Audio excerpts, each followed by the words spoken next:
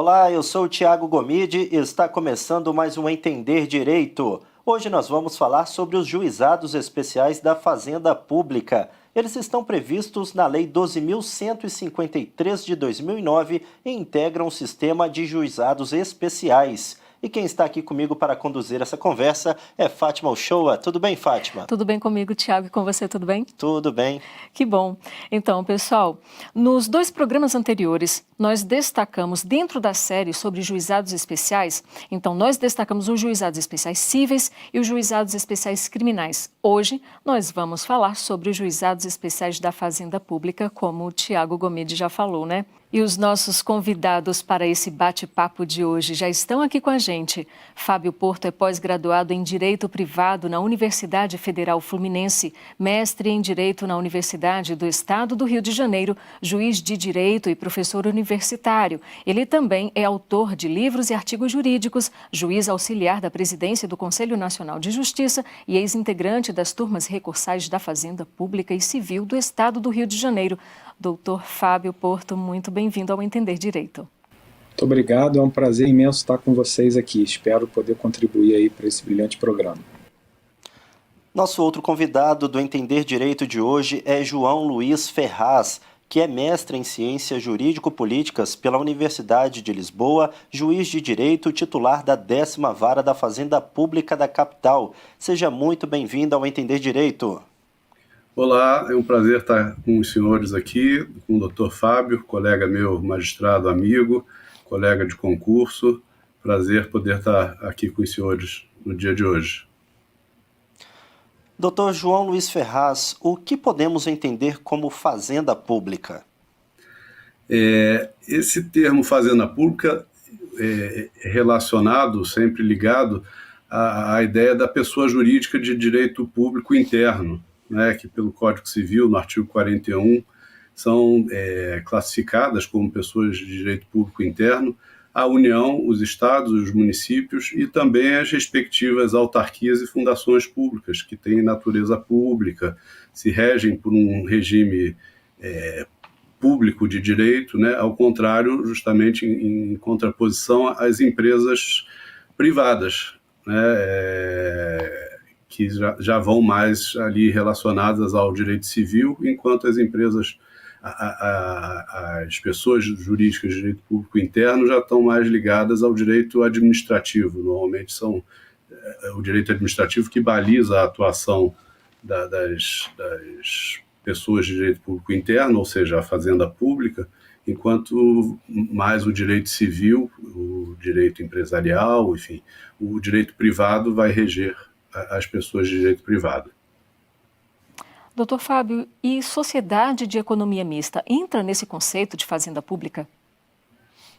Eu acho que, como explicou bem o João, primeiro um prazer aqui estar com meu amigo, meu colega de concurso, meu oráculo aqui, o doutor João, vez ou outra a gente tira a dúvida, então é um prazer dividir aqui essa mesa virtual com ele.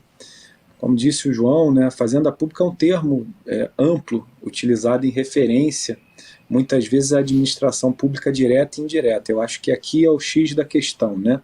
A gente fazer a distinção do que é administração pública direta do que é para o que é administração pública indireta. Então, abrange assim, a administração direta, né? Administração pública direta, os entes públicos, também chamados de entes políticos, como, por exemplo, União, o Estado, Distrito Federal e o município, ao passo que a administração pública indireta ela é formada pelas autarquias, fundações públicas, empresas públicas e sociedade de economia mista. Mas só que essas duas últimas, as empresas públicas e a sociedade de economia mista, elas, embora integrem o conceito de administração pública indireta, não ostentam necessariamente natureza de direito público. Então elas se revestem da condição de pessoa jurídica de direito privado, cujo regime estão subordinadas, como o João já tinha explicado anteriormente. Então, nesse passo, a gente pode dizer que o conceito de administração pública indireta ele é mais amplo do que o conceito de fazenda pública, né? Porque abrange todo o leque desses entes que estão coligados. Então, na visão estrita do sistema de juizados especiais da Fazenda Pública, a sociedade de economia mista para os fins da lei de regência, ela não está englobada no termo Fazenda Pública. Doutor João Luiz, e o que é julgado nos juizados especiais da Fazenda Pública?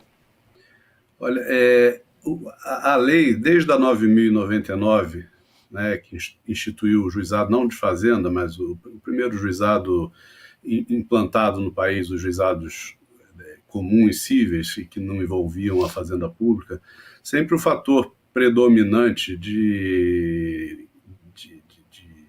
definição de competência de juizado de uma maneira geral, isso depois foi repetida, essa ideia, nos juizados da fazenda, o juizado federal, né, como os juizados estaduais de fazenda, né, o da 12.153 de 2009, que é o que nós estamos hoje debatendo, sempre girou em função, como fator predominante de estabelecimento do que seria julgado em juizado, né, o valor da causa. A Constituição fala dos juizados para julgarem as causas de menor complexidade, não define o que seria a causa de menor complexidade. E o legislador nacional, ao regulamentar a Constituição e criar os diversos juizados que existem no país, sempre optou como fator determinante da causa de menor complexidade o valor da causa. Então, no caso, por exemplo, dos juizados especiais da Fazenda Pública, previstos na Lei 12.153 de 2009, ela estabeleceu como as causas que seriam julgadas nesses juizados aquelas de valor até 60 salários mínimos e que envolvam, claro, né, como dissemos, ele é um juizado de fazenda, ele ao mesmo tempo é uma justiça especializada em razão da pessoa, do réu que irá ser demandado, que no caso é a Fazenda Pública, que como nós já explicamos, né, o doutor Fábio e eu tinha falado também anteriormente, inclui, nesse caso, estados e municípios, né, e suas autarquias e fundações, e também as empresas públicas. Tá? Então, desde que a causa seja de valor até 60 salários mínimos e tenha como réu ou a Fazenda Pública ou uma empresa pública, essa causa ela é sujeita ao julgamento dos juizados especiais da Fazenda.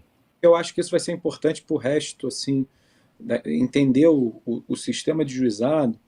Ele é formado por um microsistema, né? E esse microsistema ele é amparado numa série de normativas. Então, como disse o Dr. João há pouco, a primeira norma que surgiu e tem aí reflexo na Constituição, no artigo 98, inciso 1, é a que criou os juizados especiais cíveis e criminais.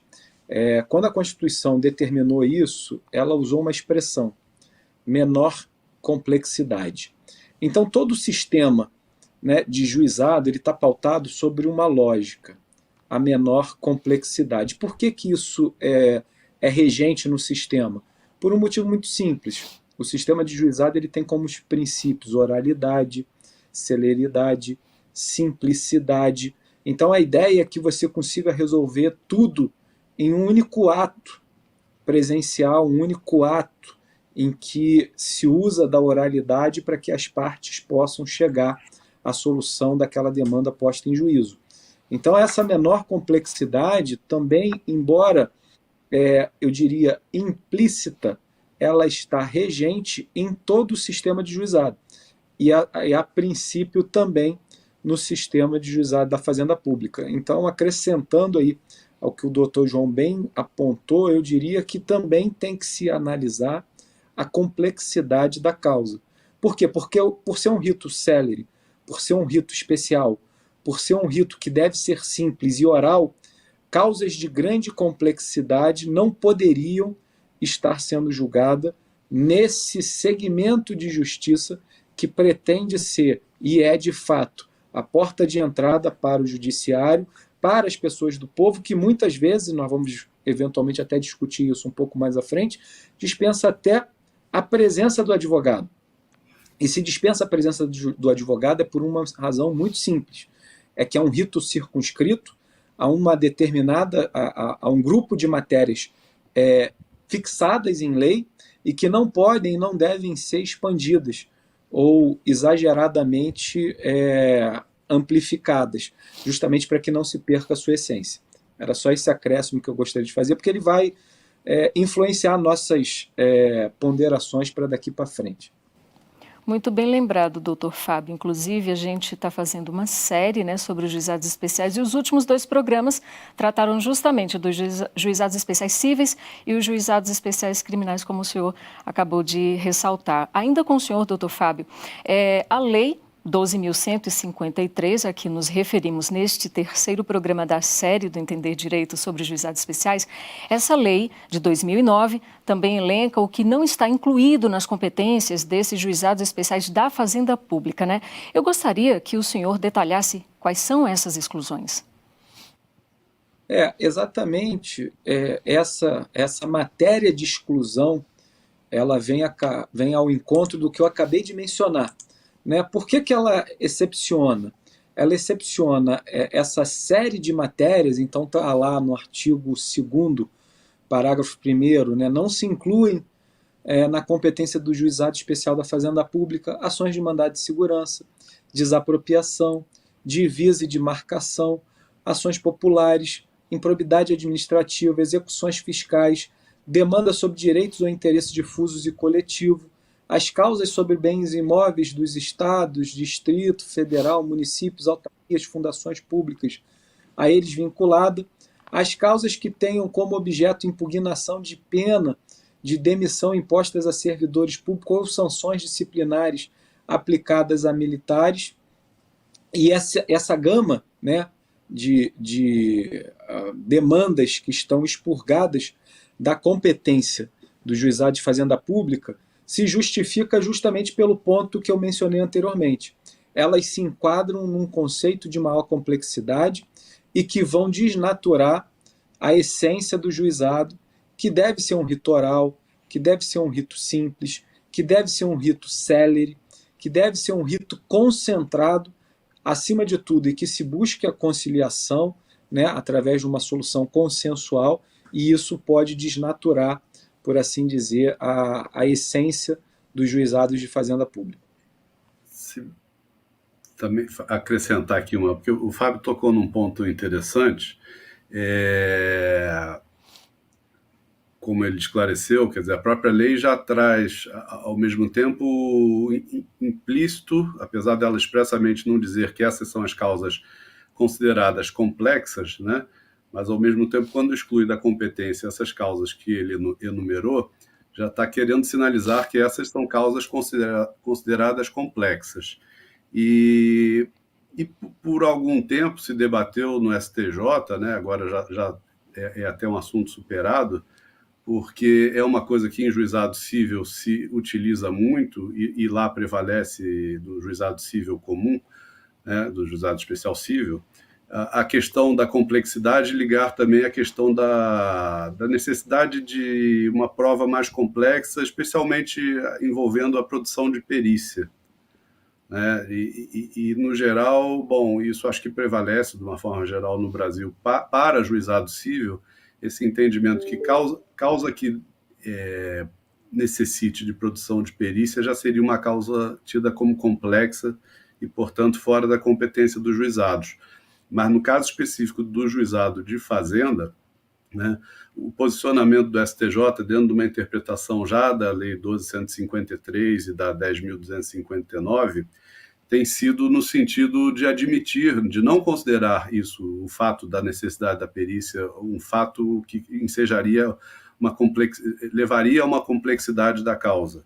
E tem reconhecido a competência dos juizados de fazenda o julgamento de causas dessa natureza, né?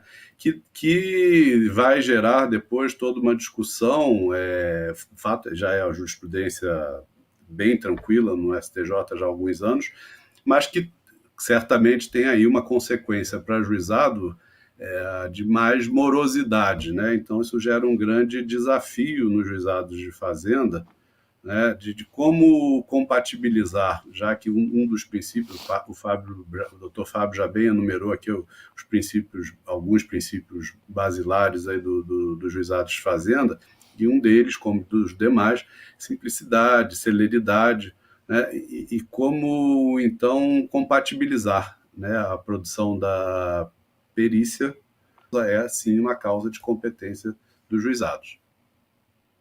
Doutor João Luiz, e a competência do Juizado Especial da Fazenda Pública, ela é absoluta ou pode ser relativizada? O STJ, inclusive, já se pronunciou sobre isso, correto? Sim, correto. Ela é considerada uma competência, sim, absoluta. E nos foros em que já haja um juizado de fazenda instalado. Então, se, por exemplo, a parte quer litigar, no caso, vamos dar um exemplo, comarca do Rio de Janeiro, capital, né, onde já há juizados de fazenda instalados, quer demandar nesse foro, né, e a causa for daquela, valor inferior a 60, tendo, né, o autor que pode litigar em juizado com o réu que deve ser demandado em juizado, essa causa necessariamente deve ser proposta perante o juizado de fazenda, ao contrário do que ocorre com o juizado civil, em que justamente ela se admite uma opção, né, do autor, dele optar pela, não, eu quero litigar na justiça comum e não no juizado. E no juizado civil vale esse entendimento, inclusive do próprio STJ, mas quando já se envolve juizado de fazenda, aí não. Então, havendo um juizado instalado na comarca, necessariamente aquela ação, se for de valor inferior a 60 salários, ela deve tramitar no juizado. Agora, se a causa, por exemplo, o autor litigante contra a fazenda pode propor a ação, a princípio, no seu foro de domicílio. Então, se a pessoa for domiciliada num foro onde não há um juizado de fazenda instalado, ele não é obrigado a ir a uma comarca, ou ir à capital, onde há um juizado de fazenda instalado, para demandar necessariamente lá. Ele poderá propor a ação no próprio foro de domicílio perante a justiça comum. Doutor João Luiz, e quais são os conflitos mais comuns apreciados pelos juizados especiais da Fazenda Pública? Olha,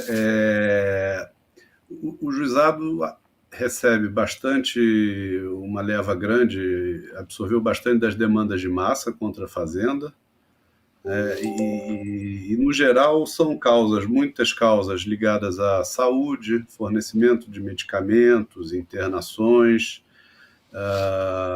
também muitas questões ligadas a trânsito, multas de trânsito, impugnação à multa de trânsito, perda de carteira de motorista, suspensão do direito de dirigir,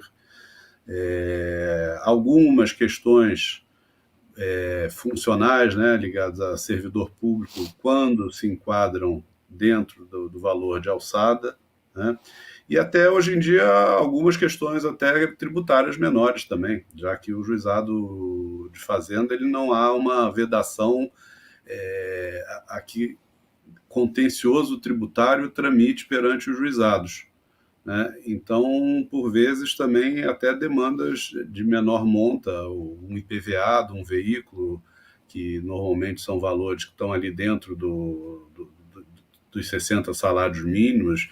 Então, questões que até dessa natureza também se vê bastante nos juizados estaduais, né? Nos juizados especiais da Fazenda, regidos pela Lei 12.153 de 2009. Agora com o doutor Fábio. Doutor Fábio, as causas que exigem a emissão de precatório, elas podem ser julgadas nos juizados de fazenda pública? Sim, sem dúvida, porque o limite de 60 salários mínimos para alguns estados e municípios, eles já entram na regra do precatório.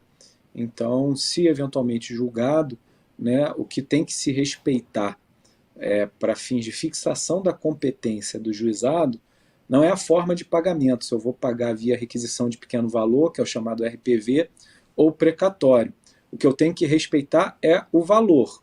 Ele não pode ultrapassar 60 salários mínimos, né, no momento do ajuizamento da demanda.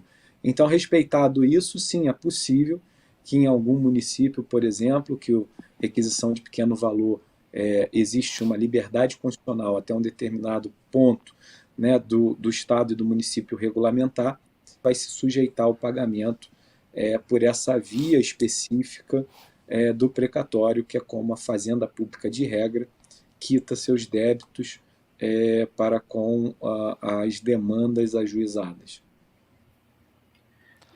Só complementando, é uma questão, acho que um ponto interessante que o Fábio voltou, voltando um pouquinho na questão da competência, não é tanto a questão do precatório em si, mas na questão da competência, que esse valor de alçada dos 60, como o Fábio bem disse, isso é uma verificação no momento da propositura da ação, mas isso o próprio STJ também já reconhece, porque eventualmente depois lá na frente, o cálculo de execução pode superar os 60 salários mínimos, seja por questão dos juros, né, do tempo da demanda, e às vezes aquela causa que no momento inicial estava próxima dos 60, mas por conta do momento em que transita, em que se vai executar, aquele valor da dívida já cresceu em função dos juros e já superou 60, isso não vai afetar a competência do juizado.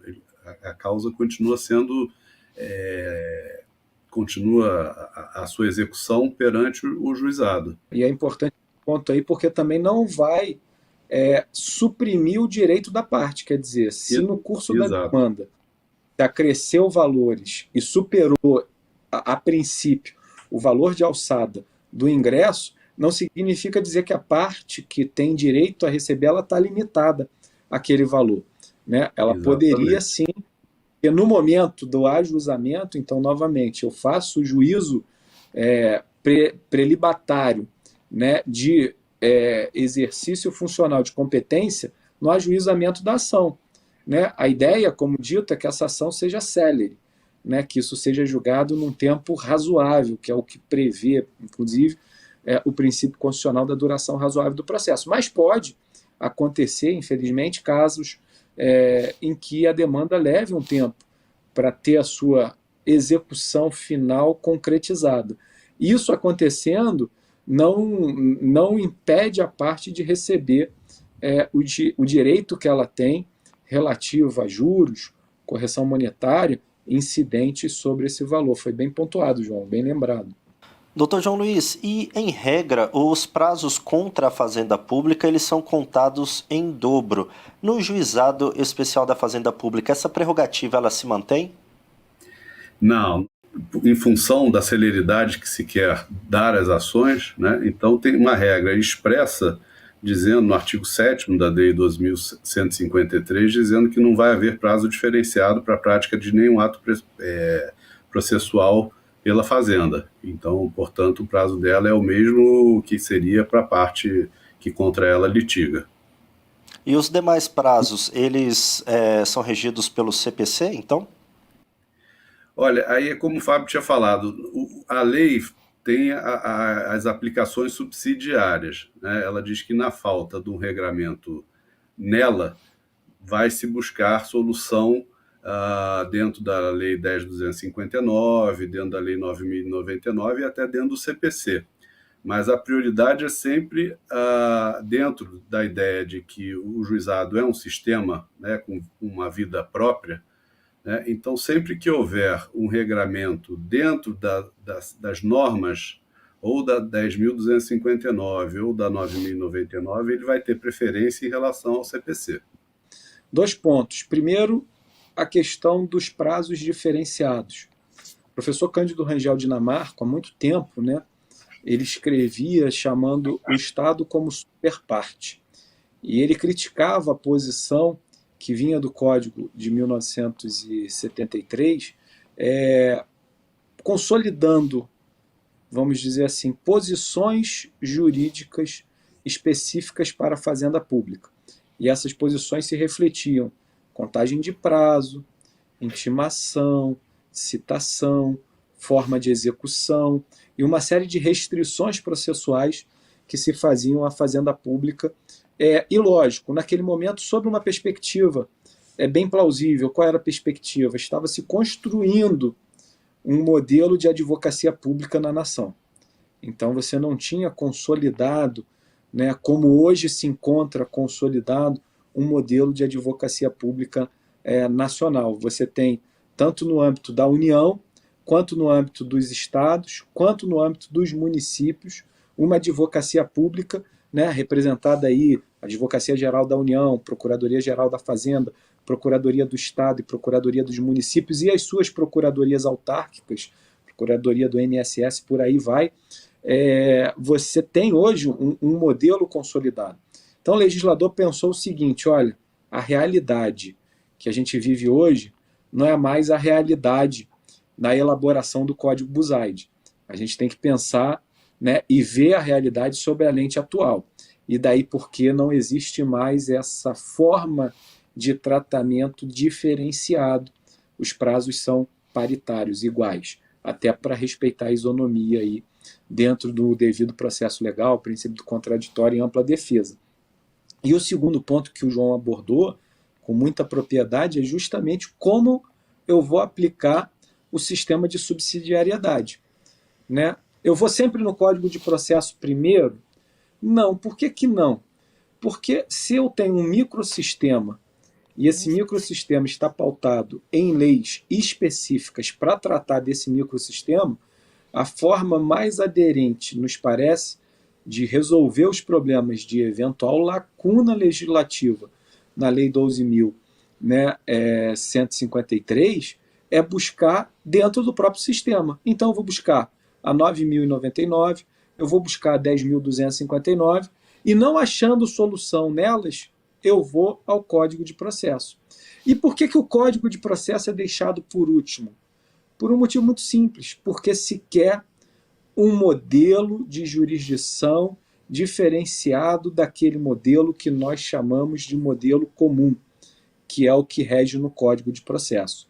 Eu não quero um modelo ordinalizado, eu não quero um modelo em que eu tenha que buscar ali o regramento comum. Eu quero um modelo especial, eu quero um modelo pautado nos princípios que a gente já mencionou: oralidade, celeridade, simplicidade, informalidade. Então, se eu quero tudo isso, eu não posso ir no modelo formal, que é justamente o rito do código. O código é para ser formal, porque aquele modelo ali pressupõe o julgamento de causas. Primeiro, de maior complexidade. Segundo, de causas que, de regra, eu tenho e preciso ter representação por procurador. Então, eu não posso dispensar em nenhum dos ritos ordinários, por assim dizer, a representação do advogado. Não posso. Já na Lei 9.099, já na Lei 10.259, já na Lei 12.153, eu posso, e posso justamente por isso, porque eu estou tratando de um rito específico, de um rito célere, de um rito informal, em que eu tenho a simplicidade como pedra de toque para a solução dos litígios ali colocados. E esse, então, é né? Vários outros fundamentos existem, mas dos fundamentos a justificar a aplicação subsidiária do CPC, em última ratio, na aplicação do microsistema de juizado especial. Doutor João Luiz, em que situações os representantes judiciais dos réus poderão conciliar, transigir ou desistir? Essa lei, ela traz essas hipóteses? Sim, sim. A Lei 12.153, no artigo 8º, regulamentou essa questão que você está trazendo. Mas aqui a lei, ao contrário da 10.259 dos juizados federais, né, em que lá já se estabelece que nas causas daquela lei o representante judicial da Fazenda poderá sempre conciliar, transigir, desistir, né? Aqui na 12.153, o legislador preferiu remeter essa autorização às leis dos respectivos entes envolvidos. Né? Por quê? Se imagina, e aí é uma questão constitucional. Dentro da Constituição, os estados e municípios eles têm autonomia, né? E o que significa se autorregularem, né? O que incluiria o poder para decidir, afinal, em que situações ele vai optar pela conciliação, por transigir, por desistir de uma ação, por exemplo. Né? Então, o legislador federal, aqui na 12.153, preferiu prever, né, a possibilidade, mas sem já previamente estabelecer deixou a critério de estados e municípios, então, estabelecerem em que situações, efetivamente, eles iriam autorizar os seus procuradores a conciliarem, transigirem ou desistirem. E se me permitir aí, Por favor. João, eu acho que esse é o ponto mais relevante da lei, né? Todo sistema de juizado está pautado na premissa de que eu vou buscar a conciliação, a solução consensual daquele litígio. Daí porque a primeira audiência é sempre a audiência de conciliação. Eu busco conciliar e resolver o problema de forma negocial, em que as partes, cada um cedendo dentro do que é possível um pouco, chegam à melhor solução para aquele problema colocado em juízo. Aonde a gente tem problema aí? E aí já começa nesse ponto. A maioria dos estados e municípios não regulamentou essa questão, o que praticamente inviabiliza a composição no âmbito dos juizados de fazenda pública, porque na ausência de lei, os procuradores ficam limitados. Né? Como é que eu vou compor se eu não tenho uma legislação que me autorize a compor, ainda que a jurisprudência seja pacífica?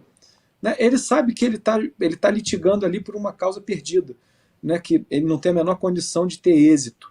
Então seria muito mais interessante para o Estado aqui a gente está falando lato sensu, porque existe um custo, né? Toda demanda gera um custo econômico, um custo financeiro, um custo pessoal, porque você tem pessoas envolvidas aí, e fora isso há um custo social, porque na medida em que eu coloco uma demanda que eu poderia resolver de forma rápida, para que ela tenha um maior espaço de solução, eu estou prejudicando outras demandas que estariam na fila porque está sobrecarregando o Poder Judiciário.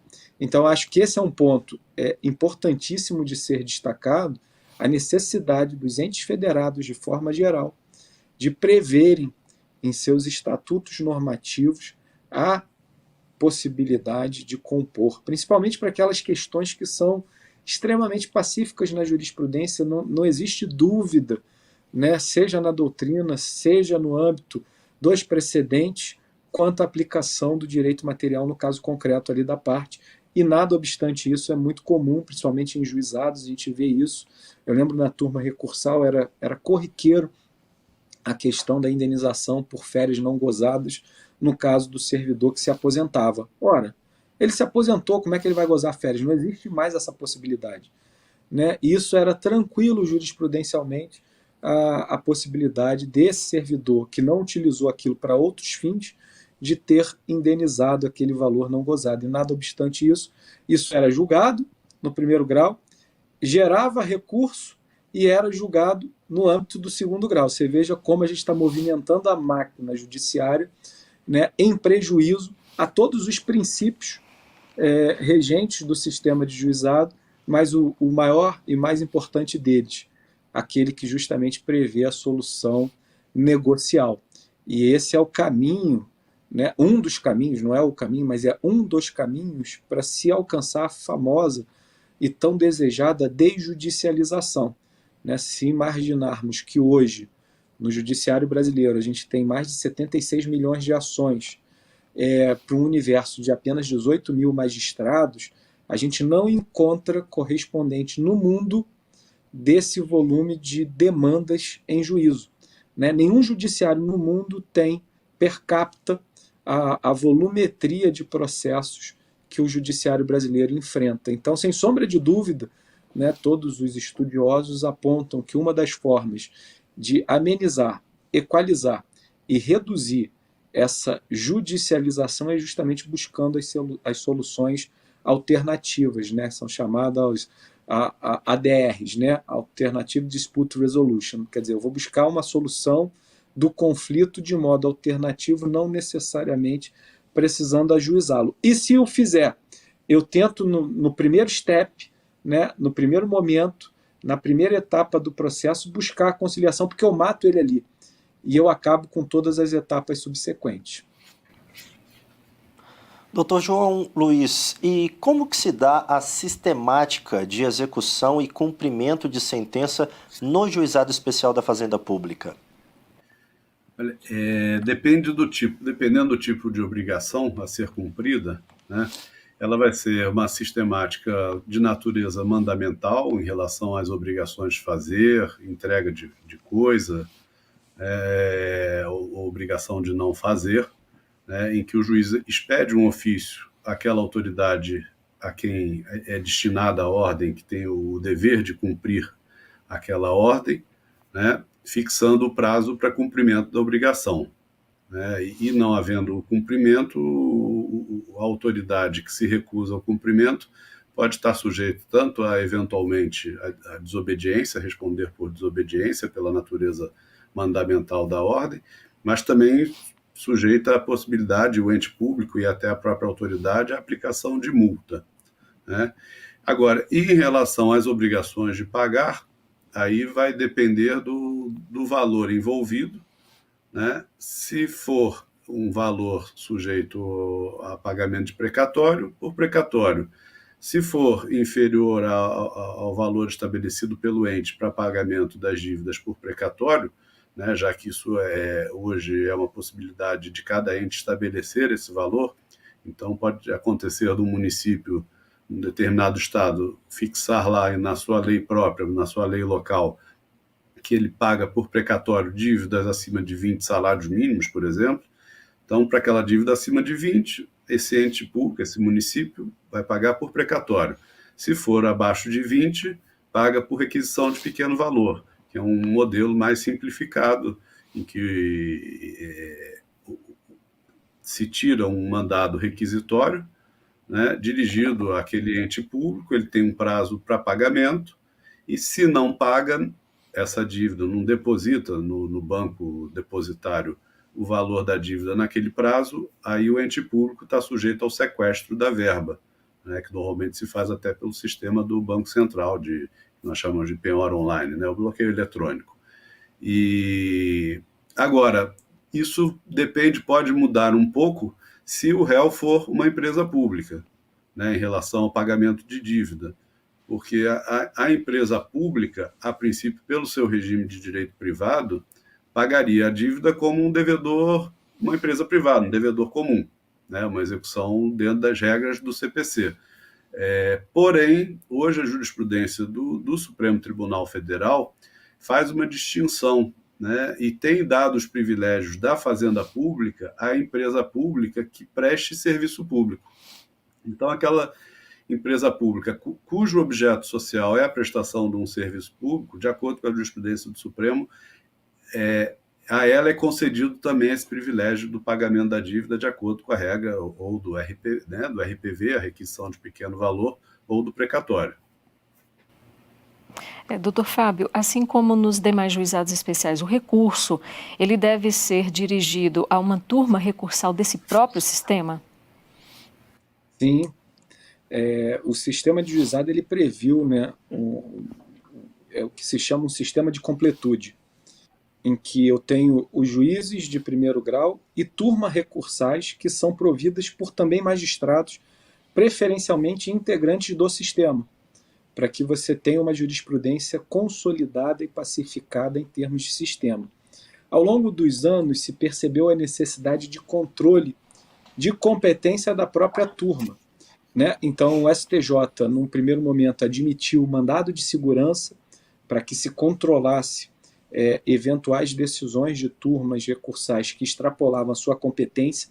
Do contrário, você teria uma situação, vamos dizer assim, não prevista constitucionalmente, eles estariam julgando matérias que não seriam da competência do juizado e você não teria outra forma excepcional, né, de controlar isso. Evoluiu a jurisprudência do próprio Superior Tribunal de Justiça para ensejar a reclamação, né, para esses casos. Então você entra com a via reclamatória para controlar, né, a competência constitucional e legal, acima de tudo a legal, né, das turmas recursais, e o sistema prevê então um recurso, e veja, o nome é recurso, né, e academicamente se apelidou de recurso inominado justamente porque ele não tem nome, para não confundi-lo com a apelação, por exemplo, que é aquele recurso que se direciona o julgamento da causa ao segundo grau, ao tribunal, Então, não se nominou esse recurso, ele é um recurso inominado. Julgado na turma, ele só cabe um único outro recurso, que é o chamado recurso extraordinário. Em casos de quê? Em casos em que eu tenha a contrariedade à Constituição. Então, o guardião da Constituição é a Corte Constitucional. Nossa Corte Constitucional é o Supremo Tribunal Federal. Havendo violação, né, de dispositivo na Constituição de acórdão de turma recursal, ele pode e deve ser controlado via recurso extraordinário. A Lei 12.153 também introduziu, né, no modelo de juizados o que se chama uma forma de consolidação da jurisprudência, que é o pedido de uniformização de jurisprudência. Isso vai ser julgado dentro do âmbito das turmas recursais, tem uma modelagem prevista na lei. Para quê? Para que se possa ter a pacificação social. O sistema de precedentes, né, isso vem muito lá do chamado direito da common law, né, o direito do costume, em que se cria nos precedentes fonte normativa do direito. Então, ele é uma forma de resguardar a segurança jurídica e a estabilização da sociedade, né, de modo em que todos saibam, ou todos tomam conhecimento que, se uma determinada causa que tenha uma situação idêntica àquela que já foi julgada, ela vai receber o mesmo tratamento. Então, o sistema de precedentes, ele pressupõe isso para quê? Para que você dê segurança jurídica às demandas e às ações ajuizadas. E aí o incidente de uniformização de jurisprudência, ele vem justamente para isso, porque muitas vezes uma turma pode estar decidindo sobre um direito material a outra turma B, e isso há divergências de julgados entre turmas do mesmo tribunal. Não é salutar para o sistema. Isso é prejudicial e isso, vamos dizer assim, prejudica a imperiosa necessidade de respeito à segurança jurídica. Porque imagina que o cara vai jogar na loteria, né? Se cair com a turma A, eu ganho, se cair com a turma B, eu vou perder. Não, isso não pode ser assim, né? Independente da turma que cair, a solução jurídica dada, se o caso for o mesmo, a questão jurídica posta subjacente é a mesma, né? O direito ali que está sendo discutido é o mesmo, a solução tem que ser idêntica. E daí, então, essa criação da lei sobre esse incidente de uniformização de jurisprudência, que, a meu sentir, é extremamente salutar. Ele veio para resguardar o modelo de precedentes, embora haja muita crítica na doutrina, por parte de alguns, dizendo que se criou aí mais uma forma recursal, entre aspas, no âmbito dos juizados. Mas, a meu sentir, veio para, na realidade, preservar, né, a jurisprudência. Porque, se não houver divergência, esse incidente ele não vai ter motivo subjacente para surgir. Mas, se houver, ele existe justamente para pacificar e uniformizar o entendimento das turmas. E até como uma forma de... Porque o nosso sistema constitucional, também em termos de definição da interpretação das normas nacionais, ele ficou bem dividido em termos de questão constitucional. A interpretação cabe ao Supremo, a última palavra, e questão infraconstitucional, questão legal, compete ao STJ. Essa é a ideia da Constituição. E, no entanto, isso acabava um pouco quebrado, porque o Fábio mencionou bem, quando a questão é constitucional, cabe o recurso extraordinário. Mas não havia, como a turma recursal não é considerada um tribunal, né, não havia o pressuposto para a interposição do recurso especial e, portanto, para o controle. E a palavra final do STJ, né, que no fim é uma forma também de segurança jurídica para o cidadão, saber que uma mesma causa vai ter uma mesma solução, né, e não havia um caminho de controle e no fim, era uma burla à Constituição, no sentido de que cabe ao STJ esse papel de uniformizador da jurisprudência e o tribunal que dá a interpretação última sobre a legislação infraconstitucional, né?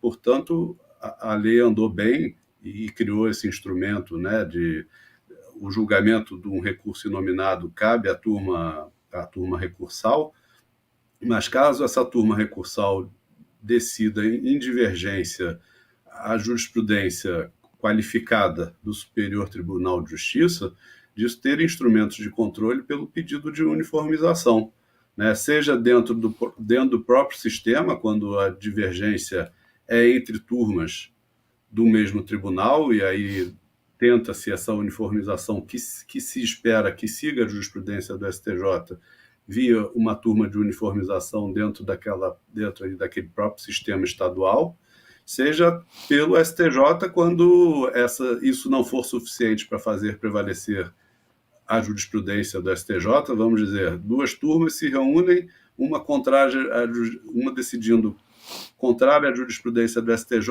e outra seguindo. Se reúnem e acaba prevalecendo a maioria contrária à jurisprudência do STJ. Então, a lei também estabeleceu uma forma de controle bom. Então, se vocês ainda assim cismam em não seguir a jurisprudência do STJ, caberá, então, um pedido de uniformização ao STJ. Né? Então, a lei criou instrumentos de controle para, no fim, prevalecer o que é a lógica constitucional, foi o estabelecido na Constituição, no sentido de ter um tribunal que dá a última palavra em termos de interpretação do direito infraconstitucional.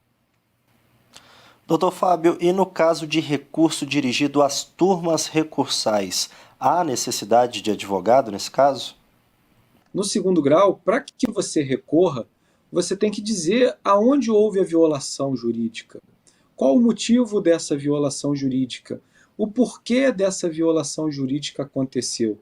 E aí se entende o seguinte, olha, ainda que no primeiro juízo de valor inicial você possa dispensar o advogado porque você quer aquela solução rápida, se a parte ainda assim se insurgir contra a decisão, ela precisa, né, ter uma representação para fins recursais. Por quê? Porque aí você está num segundo momento de jurisdição, num momento em que você já tem que delimitar qual o objetivo, não é uma simples revisão, porque a ideia da lei é que o recurso ele não é um rito de passagem, quer dizer, eu tenho que recorrer em todas as causas, não, eu recorreria naquele momento e naqueles casos específicos em que eu posso entender por uma violação, né, de algum dispositivo legal, e para fazer essa conjugação, né, do que houve uma violação do dispositivo legal, ou houve um erro no julgamento, né, o erro em judicando, o erro em procedendo, você precisaria de uma representação qualificada. Qualificada significa dizer de alguém que conheça a norma jurídica para dizer se aquele recurso de fato deve ser interposto e pode ser interposto e de que forma ele pode ser interposto. E aí a interpretação que se buscar, como a gente já falou aqui várias vezes, eu não vou repetir, eu vou então na Lei 9.099, que é a primeira fonte integrativa do sistema de juizados especiais. E lá na 9.099, o artigo 41, parágrafo 2º, se a minha memória não faltar, ele expressamente determina que as partes devem ser representadas por advogado em caso elas desejem manifestar um recurso perante as turmas recursais insatisfeitas, então, com o julgado de primeiro grau. Então, respondendo objetivamente, sim, é preciso que a gente tenha a representação de advogados para essas causas. Bom, doutor João Luiz Ferraz, doutor Fábio Porto, para encerrarmos o Entender Direito de hoje, eu gostaria agora de ouvir a opinião de ambos. Quais são, então, os maiores desafios enfrentados nos juizados especiais da Fazenda Pública? Doutor Fábio Porto, por favor, pode começar pelo senhor. Eu acho que os desafios são múltiplos. Diria que o primeiro deles é a nossa excesso de litigiosidade, né? No Brasil, como eu já mencionei, a gente tem uma quantidade muito grande de demandas por toda e qualquer coisa. O povo brasileiro ele tende a buscar a justiça sempre que se entende violado nos seus direitos. Então isso gera, sem sombra de dúvida, um acúmulo de ações muito grande. Esse acúmulo de ações gera um segundo problema, que é o gargalo da estrutura. Gargalo da estrutura física para atender esse número de demandas. Então, você imagina que cada pessoa tem capacidade de dar vazão a um determinado volume de trabalho. Mas quando esse volume triplica, essa pessoa não vai conseguir dar vazão a esse volume de trabalho. E o que isso gera? Gera a tão falada morosidade, na medida em que eu não consigo dar vazão no tempo e na hora desejada. Aliado a tudo isso, a gente tem o problema da escassez de mão de obra e estrutura para pulverizar essas ações aí, ações que eu digo não no sentido de ação judicial, mas ações para concretização daquilo que a Constituição manda, né? Poder prestar uma jurisdição em tempo oportuno, de forma célere. Eu acho, então, que o grande desafio é a gente buscar soluções alternativas ao conflito. Primeiro ponto, então, o Estado tem que entender que ele tem que dar o exemplo em primeiro lugar, não é ele que tem que recorrer imotivadamente, não é ele que tem que deixar de apresentar uma solução, pelo contrário, ele tem que dar o exemplo, porque ele é o Estado, né? Então ele tem que fazer cumprir a lei em primeiro lugar, porque senão como é que ele vai fazer exigir do cidadão o cumprimento da lei se ele mesmo não o faz? Então, com isso, a gente poderia reduzir o número de demandas se a gente tivesse câmaras de composição, né, para que o Estado resolvesse os problemas que surgem cotidianamente, como o doutor João já mencionou, para que não gere essa demanda toda. Depois disso, eu acho que a gente busca o que hoje a gente está chamando de microsistema de justiça digital. Né? O Conselho Nacional de Justiça editou uma série de normativas que possibilitam, né, uma prestação jurisdicional nessa modernidade, ou nessa chamada pós-modernidade, em que o cidadão quer fazer tudo na palma da mão. Ele não quer mais o deslocamento, ele não quer mais ir até um determinado local para fazer algo. Ele quer fazer ali. Então, eu acho que isso também facilitaria com o que a gente está chamando de desmaterialização do prédio do fórum e a materialização de uma justiça 100% digital. Uma vez eu ouvi de um determinado ministro que a gente precisa de mais bytes e menos tijolos. Né? Se antigamente a presença da justiça era representada pela construção de uma estrutura física, hoje não, hoje ela já é percebida como um serviço. E esse serviço pode ser prestado independente do local em que aquele prestador do serviço se encontre. Então ele pode sim prestar jurisdição à distância, pode prestar jurisdição às 3 horas da madrugada, às 5 horas da manhã, no horário que ele achar mais conveniente, para que atente aos princípios regentes e mandamentais da Constituição. Então, minhas poucas palavras sobre esse tema seria isso. Agradeço aqui, já antecipando minha despedida, a oportunidade, foi um prazer ainda maior de estar aqui com meu querido amigo João, né, colega de concurso, amigo de magistratura, amigo pessoal e, acima de tudo, meu grande oráculo aí, a quem, quando tenho dúvida, eu vou buscar a solução para o problema. Muito obrigado. Agora, doutor João Luiz Ferraz, por favor, Bom, a sua opinião em relação aos desafios. Primeiro, agradecer as palavras generosas do Fábio, né? O oráculo. Então, somos dois, porque ele também é meu oráculo, também digamos que trocamos boas ideias entre nós. E reunimos ambos aqui, né? Que bom, grande oportunidade. Sim, exatamente. E acho que o Fábio já colocou excepcionalmente, já deu o diagnóstico perfeito aí da questão do sistema dos juizados. De fato, acho que tem que evoluir bastante na questão da autocomposição, explorar a lei que é relativamente recente, mas não tão nova assim, que justamente previu a questão das câmaras de composição amigável pelos entes públicos, né?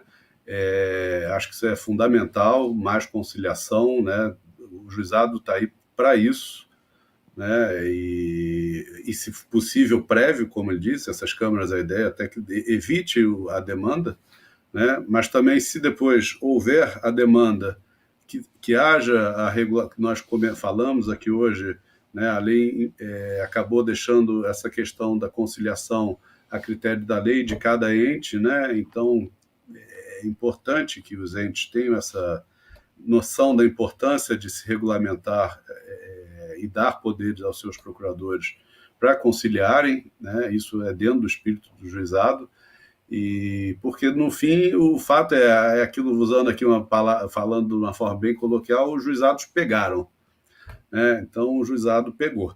E isso gerou, de fato, um volume brutal de demandas nos juizados, e isso, se não houver esses instrumentos conciliatórios, né, acaba tornando impraticável e aí frustrando a própria ideia do juizado de celeridade, né? Então, acho que isso é fundamental. E acho que um outro ponto, eu mencionei aqui hoje, é a partir da jurisprudência formada pelo STJ, de que nos juizados de fazenda cabe sim as demandas que envolvam perícia, mas é se buscar soluções, né? E acho que uma delas, há pouco tempo, eu até fiz não